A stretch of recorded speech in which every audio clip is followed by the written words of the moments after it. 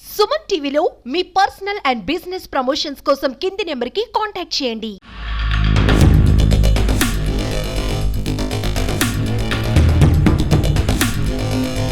భార్యాభర్తల బంధం అంటే ఎలాంటి అరమేరికలు లేకుండా కలకాలం కలిసుండేది. ఇంట్లో ఖర్చుల దగ్గర నుంచి ఆస్తులు అప్పుల వరకు ఇద్దరు కలిసిమెలిసి నిర్ణయాలు తీసుకుంటేనే ఆ కాపురం సజావుగా సాగుతుంది. అయితే భార్య సంపాదిస్తుంటే భర్త జులాయిగా తిరిగితే కుటుంబాలు సీన్ రివర్స్ ఉంటుంది. ఇప్పుడు మనం చూడబోయే స్టోరీలో కూడా ఇలాగే జరిగింది. భార్య ప్రభుత్వ ఉపాధ్యాయురాలుగా పనిచేస్తూ కుటుంబ భారాన్ని మోస్తుంటే భర్త మాత్రం జులాయిగా తిరుగుతూ నిత్యం డబ్బుల కోసం భార్యను వేధించేవాడు.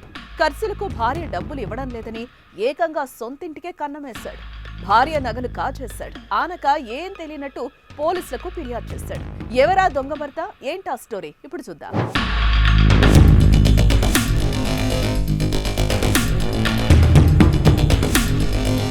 తెలంగాణ రాష్ట్రం నిర్మల్ పట్టణంలోని మహదేవ్పూర్ కాలనీలో అనితారాణి, శివ అనే దంపతులు సొంతింట్లో నివాసం ఉంటున్నారు. ప్రభుత్వ టీచర్ అయిన అనితారాణి రోజు స్కూల్కి వెళ్ళొస్తుండేది. శివ మాత్రం ఏ పని చేయకుండా జులాయిగా తిరిగేవాడు. ఖర్చుల కోసం భార్యను వేధించేవాడు. అయితే భార్య అనితారాణి అవసరాలకైతే భర్తకు డబ్బులు ఇచ్చేది, కానీ తాగుడు కోసం, బెట్టింగ్ల కోసం అస్సలు డబ్బులు ఇవ్వకపోయేది. దీంతో అప్పులు చేసిన శివ ఎలా తీర్చాలో తెలియక మాస్టర్ ప్లానే వేశాడు. శుక్రవారం ఉదయం భార్యను బైక్ పై ఎక్కించుకుని స్కూల్లో దించి తిరిగి ఇంటికి చేరాడు.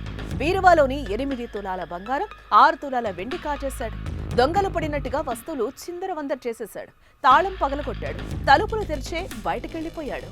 సాయంత్రం భార్యను తిరిగి పికప్ చేసుకుని ఇంటికొచ్చాడు. తలుపులు తెరిచి ఉండటం చూసి లబోదిబోమన్నాడు.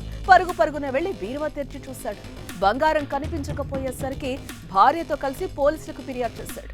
దొంగలు పడ్డారని, బంగారం వెండి ఎత్తికెళ్లారని బోరుమన్నాడు.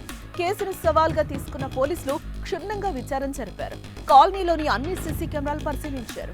ఆ సమయంలో శివ తప్ప ఇంకెవరూ అటువైపు వెళ్లలేదని నిర్ధారించారు. శివను అదుపులోకి తీసుకుని తమదైన శైలిలో విచారించారు పోలీసులు. అప్పుడు చెప్పాడు అసలు విషయం. అప్పు తీర్చే మార్గం తెలియక సొంత ఇంట్లోనే దొంగతనం చేయాల్సి వచ్చిందని ఒప్పుకున్నాడు. దీంతో అరెస్టు చేసిన పోలీసులు దొంగ భర్త శివను రిమాండ్కు తరలించారు. అయితే భార్య నగలనే కాజేసిన శివ స్థానికంగా చర్చనీయాంశమయ్యాడు. మహదేవ్పుర కాలనీలో తన సొంత ఇంట్లోనే దొంగతనమైందని చెప్పి అనిత, గవర్నమెంట్ ఉద్యోగ పనిచేసేటువంటి అనిత ఆ రోజు దరఖాస్తు ఇవ్వడం జరిగింది.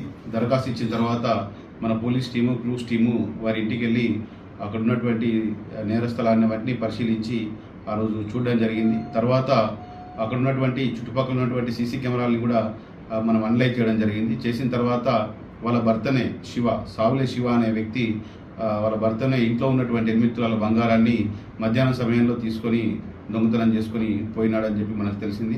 తర్వాత అటు వ్యక్తిని పట్టుకొని విచారించగా అతను అటు నేరాన్ని ఒప్పుకొని దొంగిలించినటువంటి బంగారాన్ని, 8 తులాల బంగారాన్ని చూపించడం జరిగింది.